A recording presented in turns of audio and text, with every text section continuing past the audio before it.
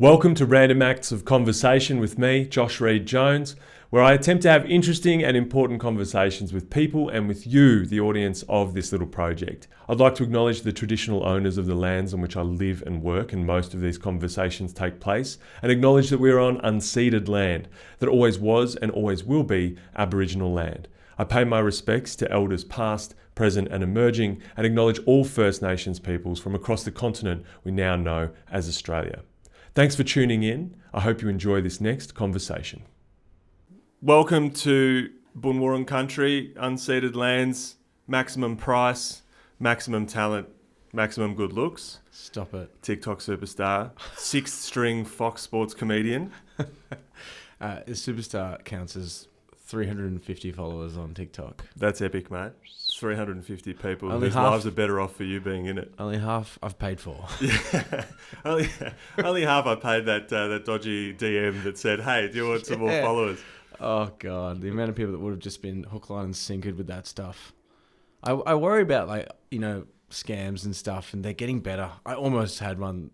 One almost got me the other day. I'm 32, and one almost got me. What was the scam? It was like, and I'm going to sound like an idiot now, but it was just a postage thing that was like, you've got, you're almost there. Australia Post, we just need this extra little $2 to just to get it out of the, I don't know, factory or warehouse. And I almost did it. And I was like, imagine me in another 30, 40 years. God, take my money now. Take it. It's just me mucking around with these mics. There we go. The first one that nearly got me after years of not even being close was about the same time that a bit of the camera gate was coming up. People saying tape your cameras on your computer. And I got one that was like, we've been watching you and what you've been watching and what you've been doing while you're watching stuff on the internet. And the very first one of those emails that I got, I thought, oh God. I'll pay whatever. I was like, this could be real. This is plausible. This makes sense. But then I got another 4 or 5 and I went, this is a scam. Lucky for the internet. I have one other good scam one which involves my parents. Shout out to them. Big fans. I've been watching them on their cameras and let me tell you. Yeah. That email I sent is accurate. Yeah. No, they tried to get a dog. They live over in Hong Kong. They tried to get a new puppy. Went down some website rabbit hole. Paid for the dog and it was coming over from, I think, Hungary or somewhere like. No, it wasn't. Yeah, no, exactly. don't give away the punchline. Sorry. It's leading to that. Yeah. But what they do is they kind of the moment you give them the first $100 or something, 200 deposit, they kind of go, here we go, we got someone on the line now. Yeah. And what they kept doing was small amounts of money to get them into the freight, to the plane trip, and then get, I think they were my folks drove out to the airport. Oh, bless in them. Hong Kong. Bless their cotton socks. To see this little, it was a real rat fluffy dog as well. Not even a good one. Oh, yeah. Imported some trash. Got there, and then there was a last tariff that they had to pay. And I think that's when my old man Jared was like, there's no dog coming. They got done for $600 or something. Yeah, they don't mind a gamble. Your parents, they go, look, we've rolled the dice. We've come up short here, but that's okay. That's all right. Yeah, we'll be all right. Anyway. There's good scams. Someone's getting done fairly regularly. I reckon I see 1 or 2 people a week that start just randomly deciding to sell crypto, and then a couple of weeks later you get the old, that wasn't me. Yeah, mate, I know it wasn't you. I know you're not Big trying time. to sell me crypto. Yeah. Anyway, so I don't know if we meant to start off on scam stories, but Be glad we safe. did. Actually, my first question was going to be, did you have any good dreams last night? That was going to be. No, I sometimes I do dream. There's some people are like, no, I don't dream. Oh, yeah. I do dream, but I find that I have 2 kids, 1 and 3 years old. I always wake up and they're still there every time, despite my dreams. Despite the dream of a beautiful rest, they're there. My dream is being here right now. Your kids are beautiful. They're wonderful kids. They are they're great, but we just put them in a room. This is kind of boring stuff, but we just lock them in a room. We have not found the key in a while. No, we've just put them in the same room together, and once one wakes up, the other's up. So I think I'm dreaming, but all interrupted. So I barely sleep at the moment. But I do love a dream. Do love a good dream. And I have a friend. There's a friend of our Troy Kinney in mind. He lives over in LA. Monty Franklin, who can control his dreams. Oh, he does the lucid dreaming. Oh, Yeah. that's pretty elite. That'd be cool. I would never wake up. It would be horrible if I was doing that every night. I'd just be like, cool, what's the point? I'm just going to stay asleep. It's awesome in here. Yeah, exactly right. Things are going so well for me in my dreams that why would I wake up? Yeah. So what's that called? Lucid dreaming. That's awesome. Yeah. Can you do it? Can you like train to do it? There's a funny American Dad episode about it where... where I learn... Yeah, you learn about show? it. Yeah, well, basically the boy, I forget his name, but he has this thing where it's like a red ball bounces across his dreams, and that's like his cue to be like, okay, I'm dreaming. I'm definitely dreaming, because you're obviously like a little bit confused. And then he's like, I can do anything. I can control my dream. And he makes the mistake of telling someone that, and then they throw the red ball across in front of him, and he goes to school with no pants on, and he's like tells the teacher to get stuffed and all this because he thinks he's having a dream. But but then he's like, I could fly, and he goes to jump out the window, just lands on the ground, Great. all the good stuff. So that's so there's like you might need a cue. There's some kind of way that if you tap into it, you can kind of do it. It's late. Yeah, I haven't worked it out. Did you dream last night? Last night I didn't. Oh well, last night I did definitely. A lot of my dreams involve being chased. And adventures and stuff. I don't remember last night's dream, but earlier this week I did have a dream that I was in Tonga and just going to different hostels and then a nice hotel and then riding around on a motorbike and stuff and weird stuff like that. I was just cruising around Tonga just having a grand old time. That's fun. Yeah. I feel like my ancestors had come to me in my dreams and they just wanted to talk to me about motorbikes. Going on a holiday to Tonga on a motorbike. So, okay, that's fine. Granddad's come back to me. Good on you. I love that. But apart from just being a general all-round legend and father of two imprisoned children.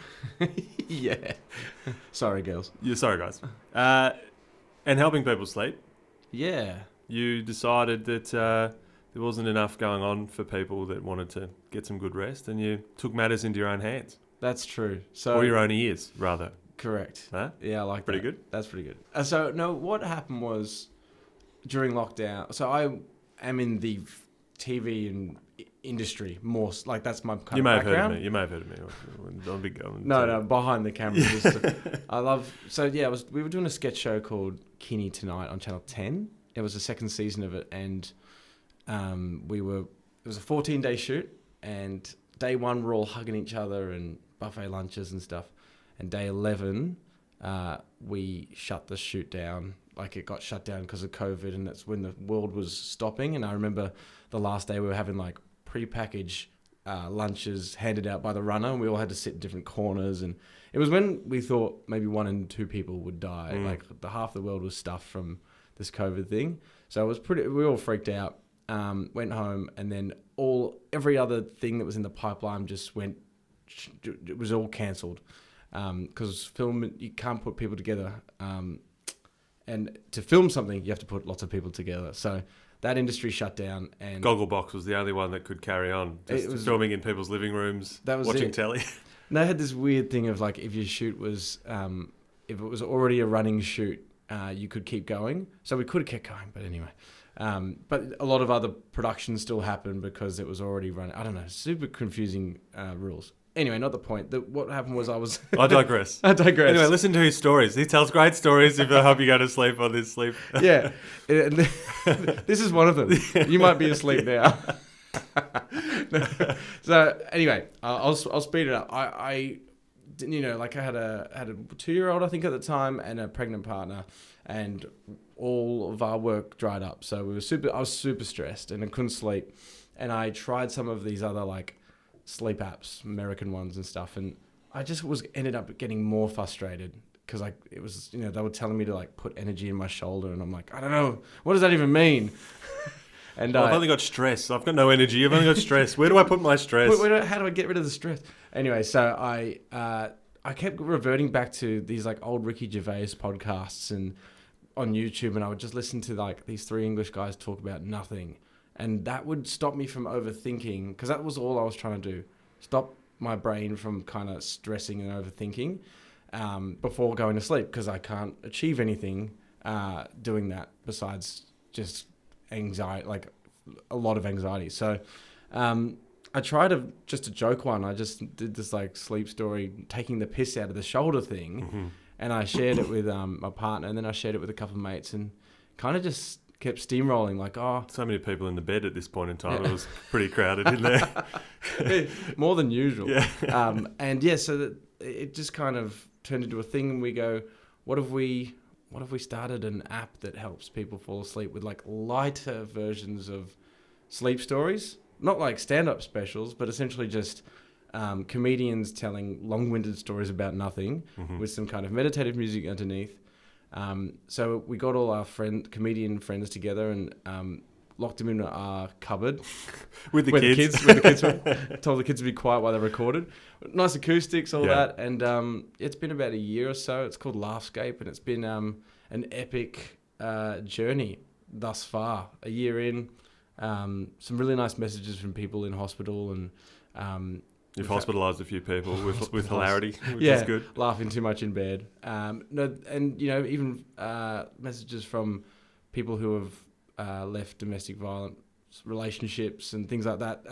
They just pop through on Instagram or Twitter every now and again, and it's insane. Yeah, coming from a background of just trying to make people laugh, which is also amazing. Yeah, when it works, the rare time it works. Those messages are shit we've never heard before. So I don't know if I can swear. But absolutely. Fucking swear away. There we go. That's something I didn't ever expect, and it's super...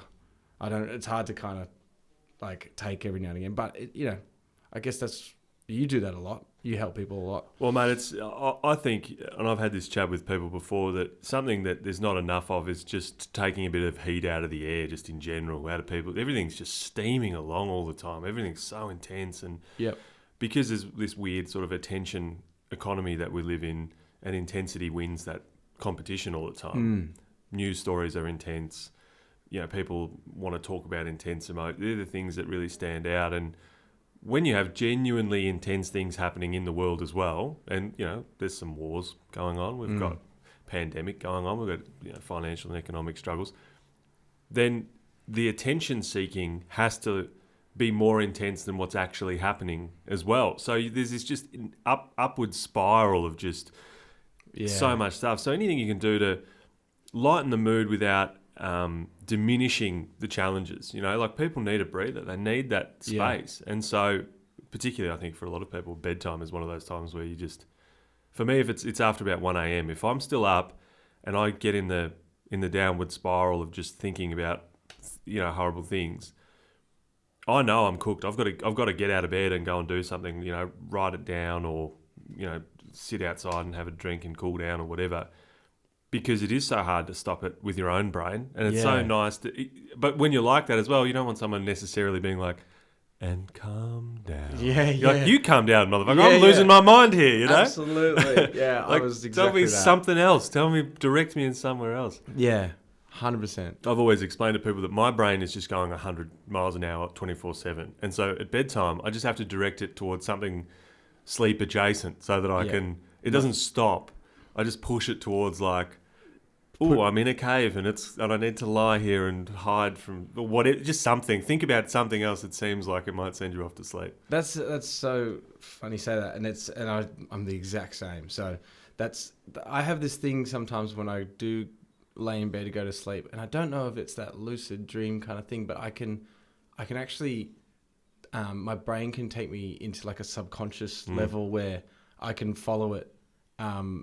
And it goes on its own journey. So with the thing that you just said with like caves and stuff, I can sometimes lay there and start somewhere, and then I don't know, it feels like I'm clearly doing it myself, but it feels like it's going on its own journey, and it's super exciting. And it's one of the, I don't know if anyone else has that. Yeah. But if anyone does, please reach out, because it's a weird thing. You've got to start it off, and then things happen, and then you're in this weird liminal space between being awake and being asleep. So you have that too? Yeah.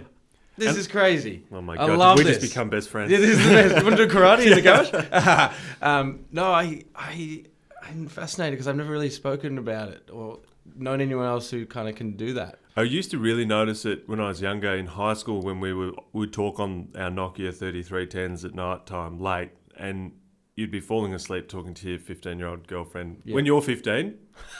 caveat, I'm also 14, 15, whatever.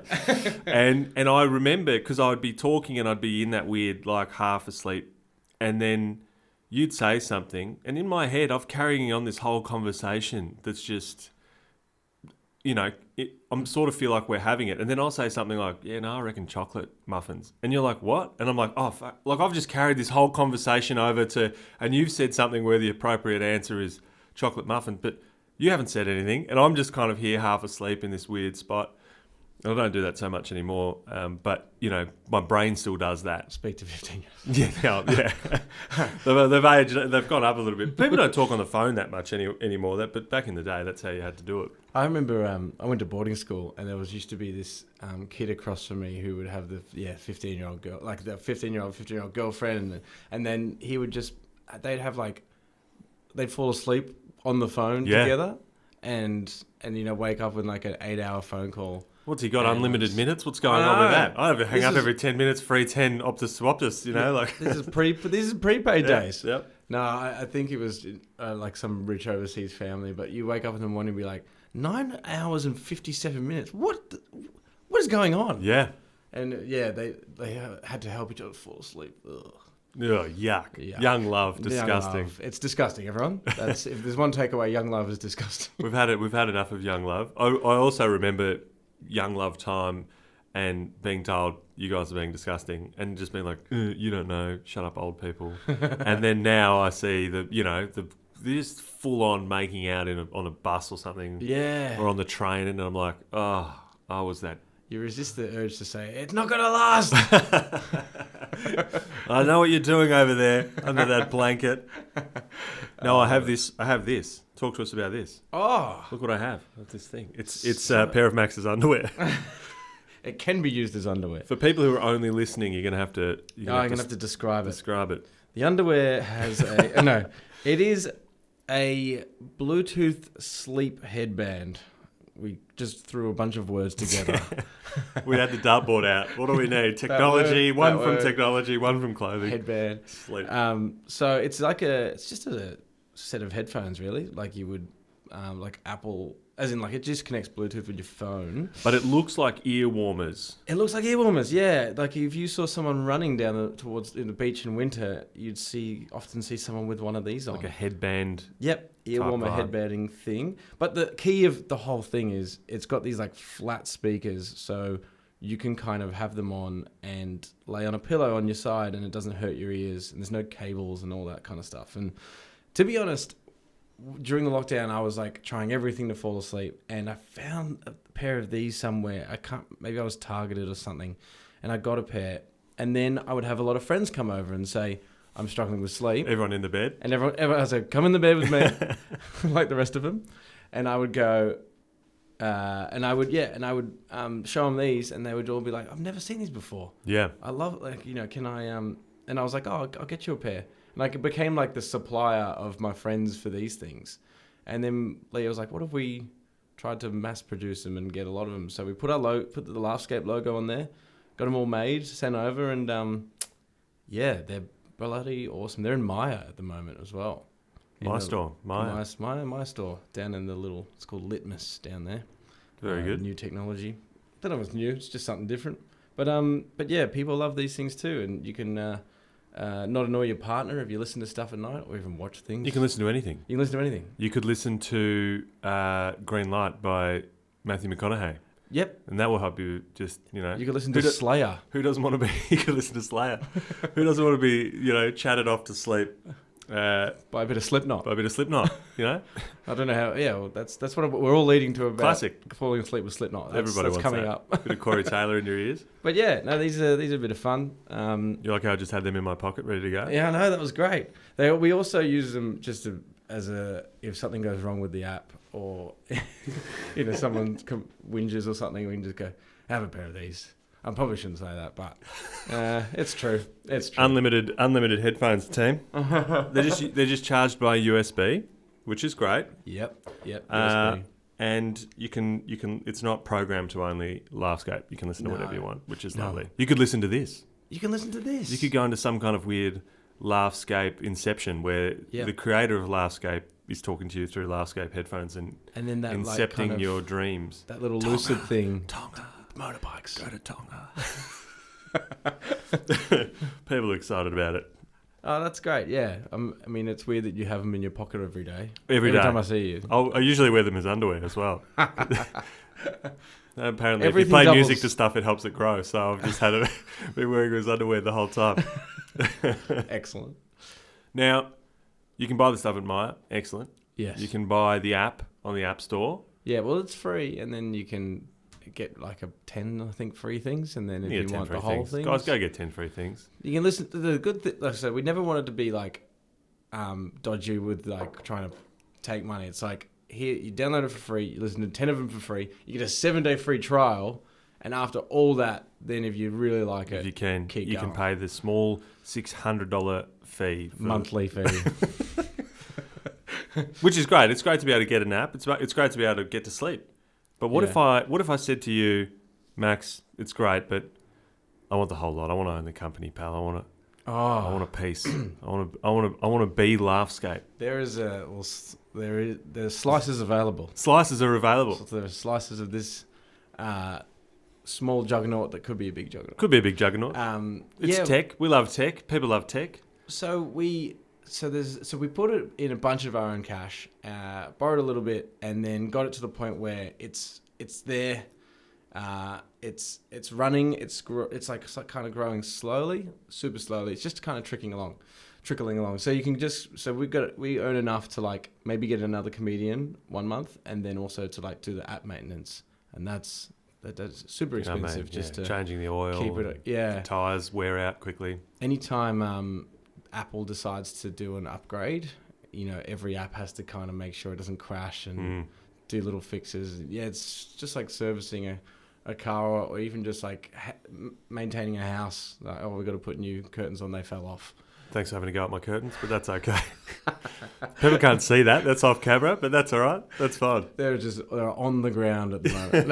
No. So we kind of thought, well, we can just we can just keep doing what we're doing for, forever, or we can kind of try and take this thing to the next level, which means doubling the library, more content, more categories, maybe stuff for people at work, help them stress less and things like that. More stuff with like step-sisters and yes, things like that. Everyone's favourite categories. Yeah.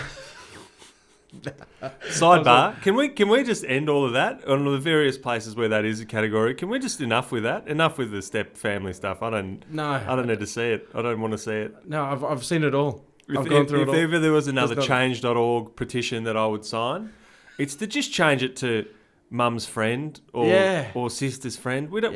What's going on? Just mates, sisters, cousins, just fine. Something. That's fine. Just separate it. Doesn't need enough. to be a step anything. No step stuff. So that category is not going on Laughscape. We're keeping that off. I've made an executive decision as a small owner of Laughscape. So yes. So and then also we want to do a new build. It was like the MVP, the most viable product we put out. It was like the first release, just everything that we just need. And now we want to. Now we've learned a lot from people. They want favorite buttons. They want being able to autoplay the next one, stuff like that. And we're like, cool, they're all features. We need to build that. It's like building another shed out the back. So we've got to build that stuff. And not many people know about this thing. Every time I speak to someone, unless they're being nice, they go, geez, that sounds awesome. I'd use that. And I go, yeah, I don't know. Are you being nice, or is that a real thing? Anyway, It doesn't matter. We need to do a bit of brand awareness. All cost money. So we thought, two options: angel investor or this thing called equity crowdfunding. Angel investor just made us a little bit nervous because it sounded like you can knock on 99 doors and 99 will say no and you'll get one yes. Yeah, that just sounded like maybe a year or two process. And then the other option was to do a equity crowdfunding. So essentially sell shares in Laughscape. To help raise that money to do those things. And the kind of cool thing is you can own a bit of this business and ride it with us. And the idea is we tackle Australia and then tackle UK and tackle US and get some big names from there. And then sell the whole shebang. Sell in 5 or 6 years, yeah. Because I still have a lot of passion in the filming and So comedy. basically, it's the kind of vibe is, look, we're trying to do a thing. Yep. Maybe you like this thing, get involved, and then hopefully we sell it for more than it was worth when you paid for it. Correct. You get your money back, a little bit extra money. We don't know when, but Don't know. if someone rocks up with a big fat, if Elon Musk decides to go, I'm buying this for 44 billion, And then tries to pull out. and then tries to pull out, you go, we'll sue him. We'll sue him for it Sue him. on your behalf. But yeah, I kind of almost describe it as like anyone who's tried to put money in crypto in the last like 4 years. What are you doing? Yeah. Maybe you put it into people instead of like made up currencies. Yeah. Well, this is a horse that you might want to back, or if you don't back us, back other businesses. I think this equity crowdfunding is really cool. It's it feels like we've kind of taken horse racing and put people and businesses in there instead. Yeah. It's a gamble. Of course, it's a gamble. Grab your but- punters club. Grab your punters club. Bet with mates. Get 50 in each.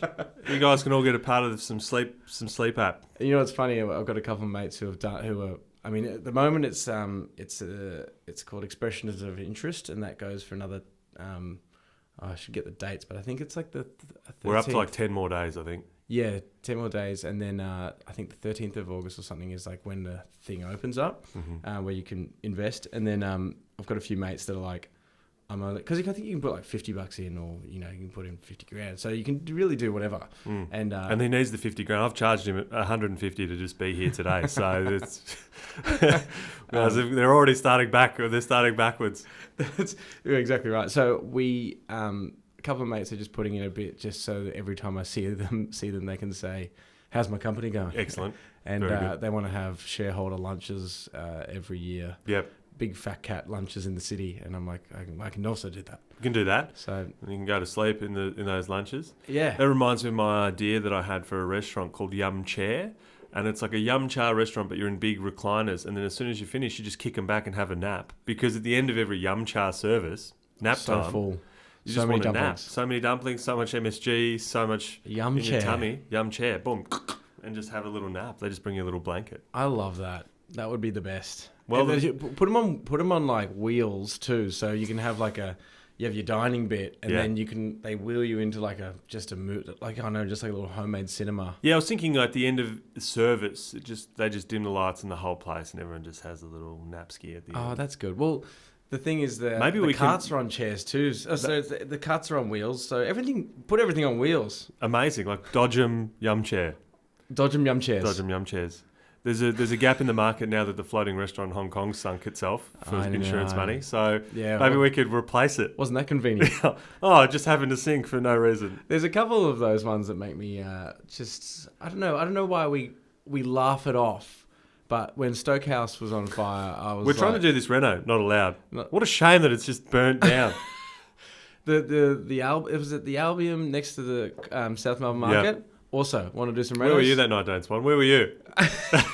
I'm not accusing anyone of anything. But I just the lawyers have told me. I was just wondering. It was just a question. We love Dane. And we all say, and obviously we put the word allegedly in front of everything Allegedly. we just said. I'm just speculating. Speculating. I'm just spitballing. I'm just spitballing. But they're the ones that everyone's like, ha ha ha ha ha, and it's like, something's happened. I've always. And we all just going to be like, ha ha, let's ignore everything. Everything's fine. Yeah, totally. I've always found it interesting when there are like known criminals. Yeah. So I don't say anyone who's a real person. It's like having a Tony Soprano walk around. Everyone's like, that's Tony Soprano, the mob boss. You're like, we all just know this guy is literally a killer. And then he's just at a dinner and everyone's like, oh, hey, Tony. And he's like, oh, g'day, g'day. And like, it's weird that you can be like a known celebrity criminal. Yeah, you can. Well, you might have to pick this name up off the floor after I drop it. But I went to dinner last night and Mick Gatto was on the table behind us. Very good. And same kind of thing. It's like celebrity criminal. It's like, I don't... Allegedly, he's done things. Allegedly. Yeah. So the fact that everyone's just like, oh, can I get a photo? Was this part of this shareholders' lunch? Must have been a nice lunch. You obviously weren't at Nando's if you're bumping into Mick Gatto.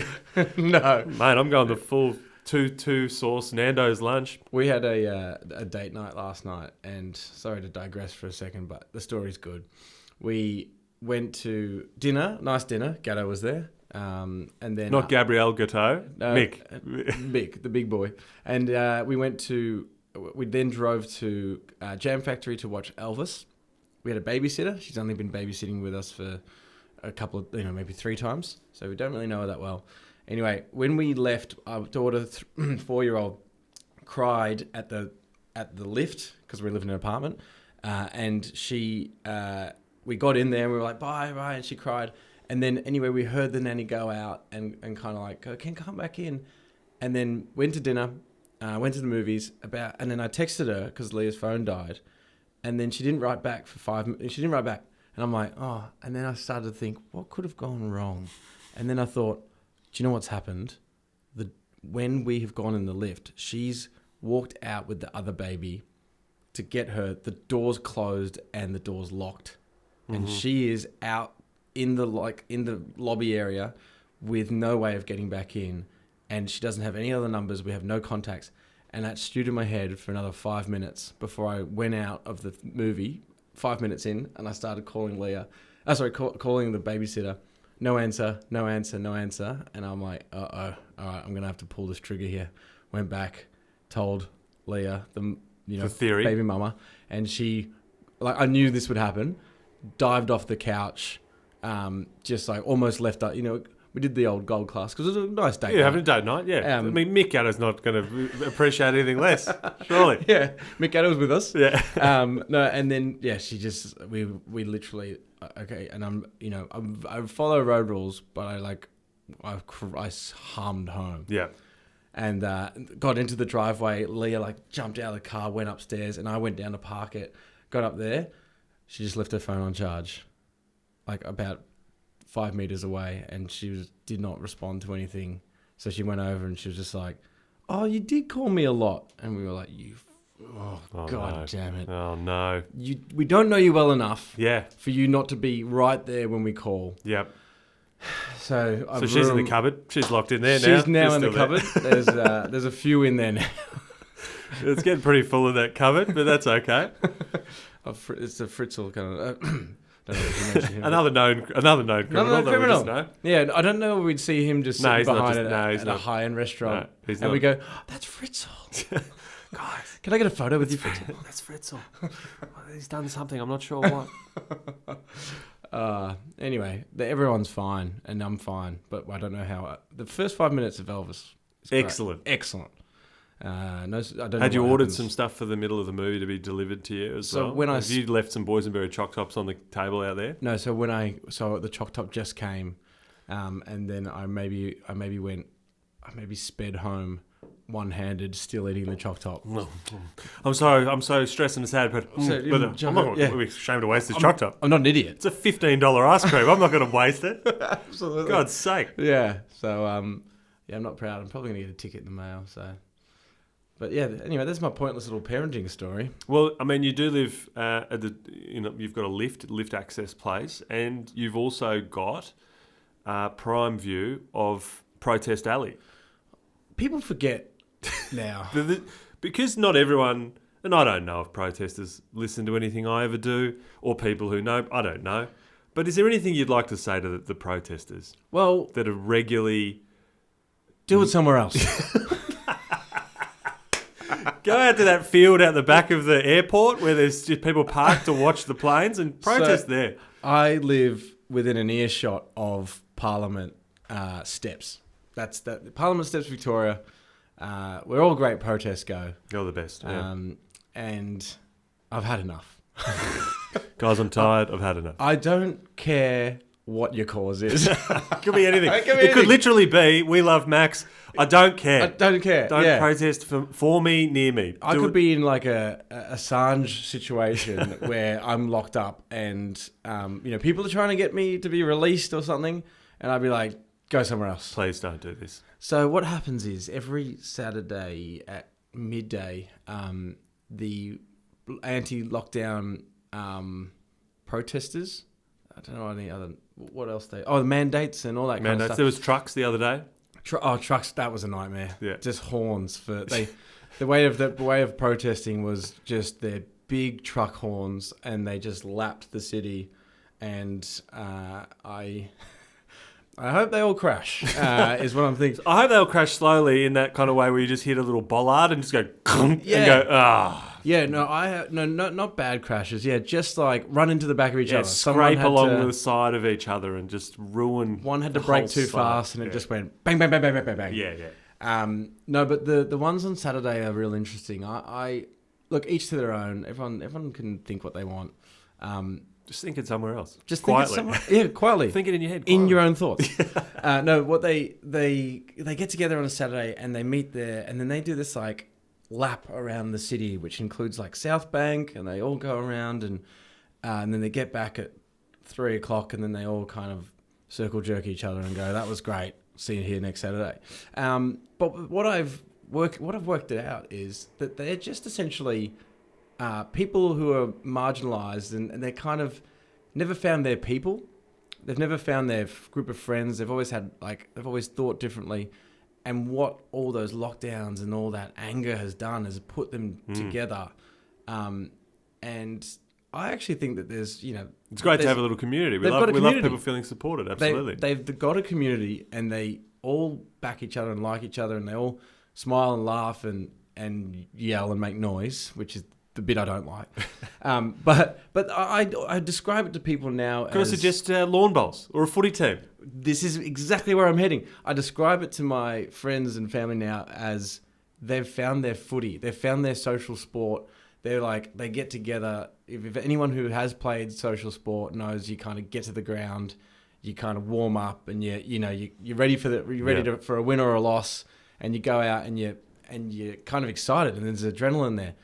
That's their sport. So their social sport is that now. I really don't think I've seen it drop off more and more, and I'm sure that the sign that I'm holding, if I looked at your sign, I might think your sign's silly, but my sign's normal. Yeah. And vice versa. Yeah. So I think there's some conflicting messaging within the group. We agree on protesting and hanging out. I don't agree on everything you're protesting for, but you're here. It's good, and numbers are good. Makes the protest look good. Yeah. We've got the team sheet, and you're in it. And then I think they go back and go to someone's house and have a barbecue. And it's like when you go to a footy game and two teams are playing, but you're sitting next to someone who's got a scarf from a team that's not even playing today, and you're like, you know what, you're here for the game. Yep. That's not my team. It's also not even the team that's playing today, but you must enjoy a bit of footy, whatever. You know who wins today? Sport wins. Sport wins. So, yeah, protest wins today. The protest wins. So they come back from that, and then they all put it down as a win. Put it down, write the W in. Big dub. Big W. And then... The only problem that I also face is the cops block off the road. So if we drive and we're driving back, I have to try and convince the cop there that I just live up there, mate. I just live there.